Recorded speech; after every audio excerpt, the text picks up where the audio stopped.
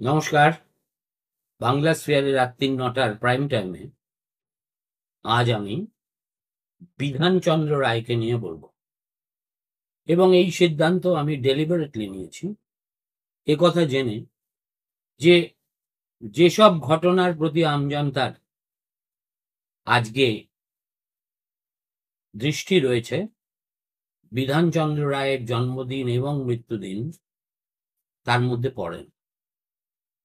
তা সত্ত্বেও আমি বিধানবাবুকে স্মরণ করছি কেন, সেই কথায় পরে আসছি। প্রথমে বিধানচন্দ্র রায় তিনি কে ছিলেন?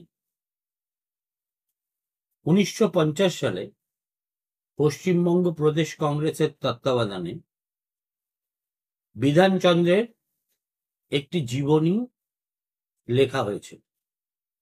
লিখেছিলেন কেপি থমাস। তিনি দীর্ঘদিন বিধানবাবুর প্রাইভেট সেক্রেটারি ছিলেন।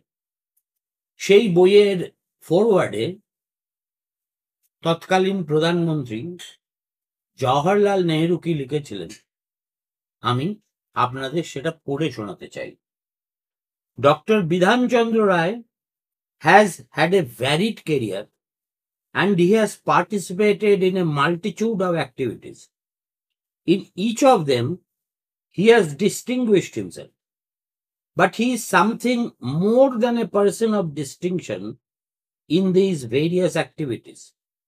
He has grown into an institution not only in Calcutta and Bengal, but in India. Some of us have had the additional privilege of personal friendship with him and have often sought his sage counsel in private and public matters. It is a little difficult, therefore, to write about someone with whom one has such a close association. But everyone knows his high ability, his dynamic personality, his tremendous urge to further the public good, and the dominant position that he occupies in our public life. আমার মনে হয় বিধানচন্দ্র রায়ের কর্মকাণ্ডের এর চেয়ে ভালো বর্ণনা কিছু হতে পারে না। বিধানচন্দ্র রায়কে মানুষ কখনো কখনো যখন মনে করার দরকার হয় তখন তাকে কিংবদন্তি ধন্বন্তরী ডাক্তার হিসেবে স্মরণ করে, এবং কিভাবে একদম ম্যাজিশিয়ানের মতো তিনি রোগ নির্ণয় করতে পারতেন এবং তার নিরাময় করে দিতে পারতেন, তা নিয়ে অসংখ্য গল্প ইতিউতি ছড়িয়ে আছে। কোনটা কতখানি সত্যি কতটা মিথ্যে আমি বলতে পারবো না, কিন্তু যে কোনো কিংবদন্তি সম্পর্কেই এই ধরনের মিথ নানাভাবে পল্লবিত হয়ে ছড়িয়ে যায়। আমি বিধানবাবুকে স্মরণ করছি কেননা আমার মনে হয়েছে বেঈমান বাঙালি তো যাকে স্মরণ করার কথা তাকে করে না, একমাত্র রবি ঠাকুর 25শে বৈশাখের দিন বাঙালি পারে না বলে স্মরণ করে। আর বাকি রইল 23শে জানুয়ারি সুভাষ পুজো। এর বাইরে আমাদের এই যে অত্যন্ত বরেণ্য নেতাদের কজন কোথায় স্মরণ করছে বলুন তো? বিধানচন্দ্র রায়ের বাংলা ভাষায় কোনো জীবনী আপনারা কোথাও দেখেছেন? দেখুন, জ্যোতিবাবু যাকে বিধানচন্দ্র রায় প্রচন্ড স্নেহ করতেন, তিনি বিরোধী নেতা ছিলেন, তা সত্ত্বেও সেই জ্যোতি বসুর শতবর্ষ কিরকম নীরবে কেটে গেল কেউ গ্রাহ্যের মধ্যেই আনল। অথচ এই দুজনই স্বাধীনতা উত্তর পশ্চিমবঙ্গে সবচেয়ে দীর্ঘকাল মুখ্যমন্ত্রী ছিলেন। বিধানবাবু ছিলেন 48 থেকে 62 সাল পর্যন্ত, আর জ্যোতিবাবু 1977 থেকে 2000-এর শেষ বা 2001-এর গোড়া পর্যন্ত। সময়সীমার পরিপ্রেক্ষিতে জ্যোতিবাবু বিধানবাবুর চাইতে এগিয়ে ছিলেন, কিন্তু কর্মদক্ষতা, স্বপ্ন দেখা, সেই স্বপ্নকে রূপায়ণ করার জন্য অহর্নিশ পরিশ্রম করা, এখানে গুরুর কাছে শিষ্য 10 গোল খেয়ে গেছে। আমার মনে পড়ে বিধানবাবুর মৃত্যুর দিনে, তখন আমার মাত্র 5 বছর বয়স, রেডিওতে যখন প্রচার করা হলো তিনি আর নেই, আমি আমার মাকে অঝরে কাঁদতে দেখেছিলাম। তখনই আমার খটকা লেগেছিল, এই লোকটার জন্য যার কোনোদিন নাম শুনিনি, 5 বছর বয়সে অবশ্য শুনবই বা কি করে, মা এত ব্যাকুল হলেন কেন? বিধানবাবুকে বাঙালি সে সময় এই রকমই শ্রদ্ধা ভক্তির আসনে বসিয়েছিল। সেটা তার যারা সমালোচক তারা হয়তো পুরোটা মানবেন না, কিন্তু তাতে কিছু যায় আসে না। আজকের পশ্চিমবঙ্গে বিধানবাবুকে স্মরণ করা প্রয়োজন, কেননা কি করে স্বপ্ন দেখতে হয় এবং বড় করে চিন্তা ভাবনা করতে হয়, তার পথিকৃৎ পশ্চিমবঙ্গের ইতিহাসে বিধানচন্দ্র রায়। একবার বিধানসভায় দুর্গাপুর স্টিল প্লান্ট নিয়ে বিতর্কের সময় জ্যোতি বসু বলেছিলেন, mister chief minister, you are a dreamer. What you are doing with regard to Durgapur steel plant is neither feasible, it will never happen. বিধানবাবু সচরাচর জবাব দিতেন না, কিন্তু তার নীরবতা তার বলা কথার চাইতে অনেক বেশি মর্মভেদী ছিল। এক্ষেত্রে তিনি অবশ্য মুচকি হেসে জবাব দিয়েছিলেন, বলেছিলেন, yes, I M A dreamer and I work very hard to materialize those dreams. আবার উঠে দাঁড়িয়ে জ্যোতিবাবু কিছুটা রসিকতার সুরেই বললেন, and I am here to ensure that your dreams are never implemented. প্রথমত, আজকের পশ্চিমবঙ্গে উন্নয়ন বলতে যা কিছু এখনো আমরা গর্ব করার মতো বলে মনে করি, তার সবকিছুর গোড়াপত্তন এই এক ভদ্রলোক করে গিয়েছিল। তা সে দুর্গাপুর উপনগরী হোক, দুর্গাপুর স্টিল প্লান্ট হোক, কল্যাণী হোক, হরিণঘাটা হোক, এমনকি কলকাতা শহরের পক্ষে যে এই ক্রমবর্ধমান জনতার চাপ নেওয়া সম্ভব নয়, সেজন্য আরেকটি উপনগরী করা প্রয়োজন, এই ভাবনাও তাঁরই মস্তিষ্ক প্রশ্ন। সেজন্যই আজকে সল্টলেককে আমরা বলি বিধাননগর, অর্থাৎ একটা দ্বিখণ্ডিত রাজ্য, একেবারে শরণার্থীদের ঢল নেমেছে। যদিও কংগ্রেসের সরকার এবং স্টেবল গভর্নমেন্ট, এবং তাকে চ্যালেঞ্জ জানাবেন এরকম কেউ তখন মানচিত্রে নেই, তবু স্বপ্ন দেখার পরিধিটা কত বড় হওয়া উচিত কিভাবে স্বপ্ন দেখতে হয়, কিভাবে তা বাস্তবায়িত করতে হয়, সেই শিক্ষা বিধানবাবুর কাছ থেকে তার পরবর্তী প্রজন্ম সেভাবে শেখেই। জ্যোতিবাবু বিধানসভায় অনেক বুলি আওড়াতেন বটে, যতদিন মুখ্যমন্ত্রী ছিলেন দল তার পায়ে যে শেকল পরিয়ে রেখেছিল সেই শেকলকে তিনি হাসি মুখে মেনে নিয়েছিলেন। ফলে জ্যোতি বসু এত দীর্ঘদিন ধরে পশ্চিমবঙ্গের মুখ্যমন্ত্রী থাকা সত্ত্বেও উন্নয়নের প্রশ্নে তাকে 10-এর মধ্যে 0 ছাড়া আর কিছুই দেওয়া যায় না। বিধানচন্দ্র রায়কে বুদ্ধদেব ভট্টাচার্য লিখেছেন বলে মনে হয় না, কিন্তু তার কাজের মধ্যে এই স্বপ্ন দেখার এবং স্বপ্ন রূপায়ণ করার একটা তাগিদ আমরা দেখেছি। অবশ্য বিধানবাবু স্বপ্ন দেখতেন এবং সেটা সাকার করতেন, বুদ্ধবাবু একটু তড়িঘড়ি করে ফেলেছিলেন বলে সেটা করে উঠতে পারেননি।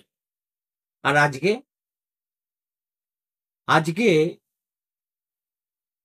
আমরা উন্নয়ন বলতে বুঝি লক্ষ্মীর ভান্ডার, কন্যাশ্রী, কয়েকটা জনকল্যাণমূলক প্রকল্প যেখান থেকে কোনো সম্পদ সৃষ্টি হয় না, রাজ্যের সর্বাঙ্গীন মঙ্গল হয় না, কেবল কয়েকটা নির্দিষ্ট ভোট ব্যাংক অটুট রাখা যায়। তাই আমি ভাবছিলাম যে এদেশেই তো আমাদের বিধান রায় জন্মেছিল, কতখানি হতভাগ্য আমরা যে আজ 15 বছর ধরে একটা স্বপ্ন দেখতে ভুলে যাওয়া, শুধু নিজের এবং দলের স্বার্থ রক্ষা করার প্রবণতা এবং একেবারে রাজ্যটাকে ঋণগ্রস্ত করে ফোঁপড়া করে দেওয়া একজন মুখ্যমন্ত্রীর নেতৃত্ব মেনে আমাদের বাস করতে হচ্ছে। দ্বিতীয় কথা, এই যে শাসক এবং বিরোধী এদের মধ্যে সম্পর্ক ঠিক কি হওয়া উচিত, বিধানবাবু আর জ্যোতিবাবু তার এত সুন্দর একটা কি বলবো একটা চিত্রনাট্য রেখে গেছেন, যেটা তারপরে জ্যোতিবাবুর আমল পর্যন্ত, এমনকি বুদ্ধবাবুর আমল পর্যন্ত এই যে সংসদীয় শিষ্টাচার সেটা কিন্তু অক্ষত ছিল। আর এখন কি অবস্থা হয়েছে, বিরোধী নেতা একজন আছেন, তার সঙ্গে মুখ্যমন্ত্রীর সম্পর্ক কি? বিরোধী নেতা সারাক্ষণ মুখ্যমন্ত্রীর বাপ্যাপান্ত করা ছাড়া আর কোনো কাজ করেন না। মুখ্যমন্ত্রীও মাঝে মাঝে ফোঁস করে ওঠেন, কিন্তু তিক্ততার চরম সীমায় গত প্রায় 5 বছর ধরে বিরোধী এবং শাসকের সম্পর্ক আমরা লক্ষ্য করে আসছি, যেটা সংসদীয় ব্যবস্থার পক্ষে এক ভয়ঙ্কর প্রমাণ। এখন জ্যোতিবাবুর সঙ্গে বিধানচন্দ্র রায়ের সম্পর্ক কিরকম ছিল তা নিয়েই একটা বই লেখা সম্ভব। কয়েকটা ঘটনার কথা বলি। একবার জ্যোতিবাবু একজন অসুস্থ শ্রমিকের চিকিৎসা বন্দোবস্ত করার অনুরোধ নিয়ে বিধানবাবুর কাছে গেছিলেন এবং বলেছিলেন যে এই শ্রমিক খুবই গুরুতর অসুস্থ হয়ে পড়েছে, অবিলম্বে এর চিকিৎসা প্রয়োজন। একটা বাক্যে বিধানবাবু জমা দিয়ে বলেছিলেন, send him to Presidency General Hospital, I will see to it. এবং সেই শ্রমিক সেরে ওঠার পরে বহু বছর পরে বসু জ্যোতিবাবু একটা ব্যক্তিগত আলোচনায় অকপটে স্বীকার করেছিলেন, he was my political adversary, but on that night he was just a doctor and a noble one. এটা নিয়ে তো দ্বিমত পোষণ করবেন গোটা ভারতবর্ষে এমন কাউকে খুঁজে পাবেন। সমকালীন ভারতবর্ষে বিধানচন্দ্র রায়কে ডাক্তারিতে উত্তীর্ণ হয়ে যেতে পারেন এমন কোন চরিত্র জন্মগ্রহণ করেননি। তিনি দরিদ্রদের আর্ত যে ডাকতে তারই চিকিৎসা শুধু করতেন তা নয়, তিনি নেহেরু বাড়ির চিকিৎসক ছিলেন। এমনকি মোহনদাস করমচাঁদ গান্ধী, যিনি অ্যালোপ্যাথিতে বিশ্বাসই করতেন না, মনে করতেন নেচারোপ্যাথি দিয়েই পার্থিব সব অসুখের নিরাময় সম্ভব, তিনিও বিধানবাবুর দাপটের সামনে দাঁড়াতে পারেননি। একবার মোহনদাস যখন গুরুতর অসুস্থ, নেহেরুর তলব পেয়ে বিধান রায় তার কাছে পৌঁছলেন। এক গুঁয়ে জেদি হাফ নেকেড ফকির বিধানবাবুকে দেখেই বললেন, শোনো, তুমি কষ্ট করে এত দূরে এসেছো কেন? তুমি তো জানো যে আমি তোমাদের চিকিৎসায় বিশ্বাসী করি। তখন বিধানবাবু একটু হেসে তাকে বলেছিলেন, বাপু, আপনি যদি আমার কথা না শোনেন এবং তার ফলস্বরূপ আপনার কোনো ভালো মন্দ হয়ে যায়, তাহলে জগৎ বলবে আপনি মেডিকেল নেগলিজেন্সের জন্য মারা গেছে। আপনার কি মনে হয় এই অপবাদ আমার প্রাপ্য? হেসে ফেললেন মোহনদাস এবং তারপরে অনুমতি দিলেন বিধানবাবুকে তার মতো চিকিৎসা করার। সেরে ওঠার পরে গান্ধীর এক লাইনের মন্তব্য ছিল, দিস বিধান is as obstinate as I am. মানে এ বলে আমায় দেখ, তো ও বলে আমায়। ফিরে আসি জ্যোতিবাবুর কথায়। বাংলার বিধানসভায় একবার একটু কটাক্ষ করে বিধানবাবু এই কমিউনিস্টদের ঘন ঘন স্ট্রাইক, প্রতিবাদ, এইসব একেবারেই অপছন্দ করে একটা মন্তব্য করেছিলেন যে এত আনপ্রোডাক্টিভ কাজে এরা সময় নষ্ট করে কেন। এবং তারপরে তীব্র কটাক্ষে বলেছিলেন, even a famine can't match the losses caused by a week of communist bandh. তার মানে বুঝতে পেরেছেন, এই যে কমিউনিস্ট রোগ, কথায় কথায় বাংলা রাখো, স্ট্রাইক করো, এটা কার্যত স্বাধীনতা উত্তর বাংলার একেবারে যত কিছু ধ্বংসাত্মক উত্তরাধিকার আছে তার সূচনা ওই বিধানবাবুর আমলেই হয়েছে। তিনি বলেছিলেন, একটা সপ্তাহ কমিউনিস্টরা বন্ধ করলে যত ক্ষতি হয়, একটা দেশে যদি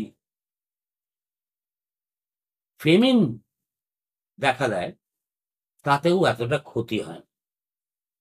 জ্যোতিবাবু তিনিও ছেড়ে দেওয়ার পাত্র নন, উঠে দাঁড়িয়ে বললেন, that's because your government only responds to hunger when the streets are full. আরেকটা দৃষ্টান্ত of what an ideal parliamentary debate should be, and in what respect and esteem the two adversaries should hold each other. এবং সেই কারণেই ৬২ সালে বিধানবাবু চলে যাওয়ার পরে জ্যোতি বসু বিধানসভাতেই তাঁর স্মৃতিতে বিশেষভাবে আয়োজিত একটি অধিবেশনে বলেছিলেন, I had my disagreements with Dr. Roy, but Bengal was his life and he never stopped serving it. Even when ill, even when tired, we must honor such dedication. এরকম একটা বাক্য শেষ কবে বাংলার কোন বিরোধী নেতার মুখে? কোন প্রয়াত মুখ্যমন্ত্রী সম্পর্কে শুনেছেন আমাকে বলতে পারেন? এবং এই যে বিধাননগরে তো তখন হয়নি, সল্টলেক, সল্টলেকের পরিকল্পনা যখন তিনি করছেন তখন কমিউনিস্টরা তাকে বুর্জোয়া ভ্যানিটি প্রজেক্ট বলে উপহাস করেন। অথচ ১৯৭৭ সালে যখন জ্যোতি বসু এলেন তিনি কিন্তু এই প্রজেক্ট অ্যাবান্ডন করলেন না,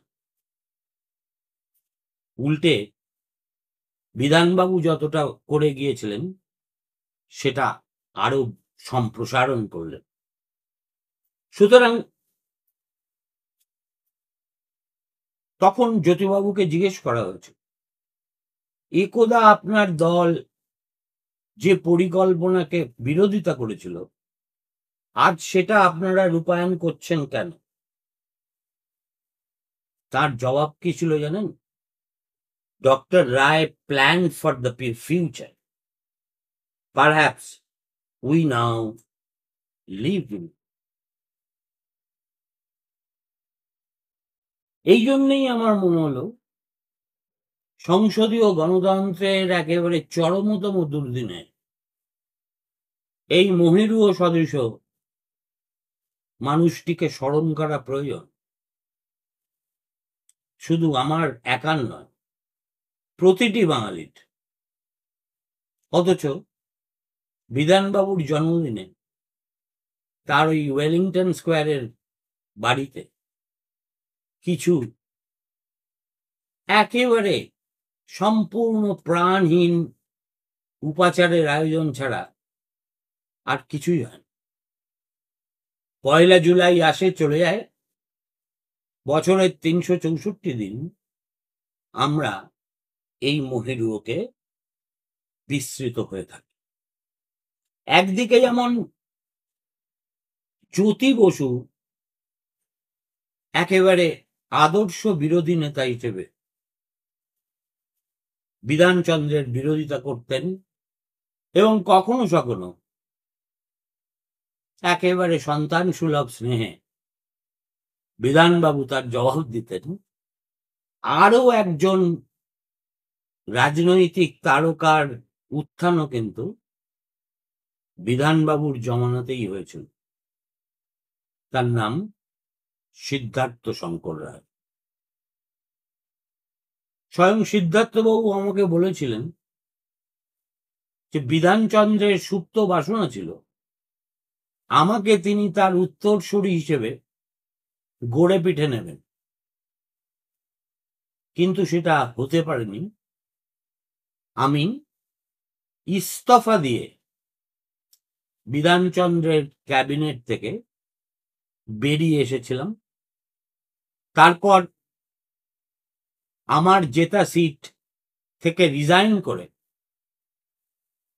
কমিউনিস্টদের সাহায্য নিয়ে নির্দল প্রার্থী হিসেবে জিতে তারপরে গিয়েছি বিধানসভা। কেন, কি হয়েছিল দেখুন, সিদ্ধার্থ শঙ্কর সে সময় পুর ও নগর উন্নয়ন দপ্তরের দায়িত্বে ছিলেন। এবং তার নেতৃত্বে একটি নতুন বিল সরকার আনার চেষ্টা করে, যেখানে সিদ্ধার্থবাবু চেয়েছিলেন গোটা ব্যবস্থাটাকে আরো বেশি ডেমোক্রেটিক করতে, আরো বেশি পার্টিসিপেটরি করতে। কিন্তু বিধানবাবু, যেহেতু তিনি নিজেকে রাষ্ট্রের সমর্থক বলে ভাবতেন, সিদ্ধার্থবাবুর তৈরি করা খসড়া তার শুধু যে অপছন্দ হয়েছিল তা নয়, এই তরুণ সহকর্মীকে সম্পূর্ণ অন্ধকারে রেখে তিনি এই বিল বদলে দিয়েছিলেন এবং গোটা এমফ্যাসিসটা অন্যদিকে চলে গিয়েছে। এই কথা জানার পরে আর এক মুহূর্ত বিধানবাবুর ক্যাবিনেটে থাকেননি সিদ্ধার্থ, কেননা তিনি মনে করেছিলেন তার কাজের স্বাধীনতায় এভাবে হস্তক্ষেপ করার কোনো অধিকার মুখ্যমন্ত্রীর থাকতে পারে না। তিনি তার নাম বিধানচন্দ্র রায় বা হোক না কেন, ন্যূনতম শিষ্টাচার বলে আমার আনা বা আমার তৈরি করা কোনো বিল যদি মুখ্যমন্ত্রী বদল করতে চান, সে অধিকার তার অবশ্যই আছে। কিন্তু আমাকে অন্ধকারে রেখে যদি সে কাজ করা হয়, তাহলে সেটাকে আমি আমার প্রতি মুখ্যমন্ত্রীর অনাস্থা বলেই ধরে নেব। অত্যন্ত আহত হয়েছিলেন বিধানবাবু। মানু মন্ত্রিসভা ছেড়ে চলে গেছে এই খবর শোনার পরে সেদিন সন্ধ্যাবেলাতেই তিনি বেলতলা রোডে সিদ্ধার্থবাবুর বাবার সঙ্গে দেখা করতে এসেছে। তাকে অনুরোধ করেছিলেন মানুকে একটু বুঝিয়ে বলুন, ও যেভাবে বিষয়টা দেখছে সেভাবে দেখা উচিত। কত বয়স হবে তখন সিদ্ধার্থ শঙ্করের, কিন্তু প্রশ্নটা যেহেতু নীতির, প্রশ্নটা যেহেতু আত্মাভিমানের, প্রশ্নটা যেহেতু স্বাধীনতার, অতএব বাবার হাজার পীড়াপিড়ি সত্ত্বেও সিদ্ধার্থবাবু আর বিধান রায়ের মন্ত্রিসভায় ফিরে যাননি। বহু বহু বছর পরে সেই স্মৃতি রোমন্থন করতে গিয়ে সিদ্ধার্থবাবুকে আমি যতটা আবেগমথিত হতে দেখেছি, খুব কম বিষয়ে তার এমনতর আবেগ ধরা পড়েছে। সুতরাং পশ্চিমবঙ্গ যতদিন থাকবে ততদিন বিধানচন্দ্র রায়ের প্রতি রাজ্যবাসীর কৃতজ্ঞ থাকা উচিত। কেননা যারা অতীতকে বিস্মৃত হয়, এক কথায় আছে, দে আর কন্ডেমড টু রিপিট ইট। ভালো থাকবেন। আশা করি আপনারা যদি চান কখনো বিধানবাবুকে নিয়ে আমি বেশ কয়েকটা এপিসোডই করতে পারি। এই সোমেন মিত্র যখন প্রদেশ কংগ্রেস সভাপতি, তখন তিনি এই 1 জুলাই প্রদেশ কংগ্রেসের একটা অনুষ্ঠানে আমাকে অতিথি বক্তা হিসেবে ডেকেছিলেন বিধানবাবুর ওপর একটা বক্তৃতা দেওয়ার জন্য।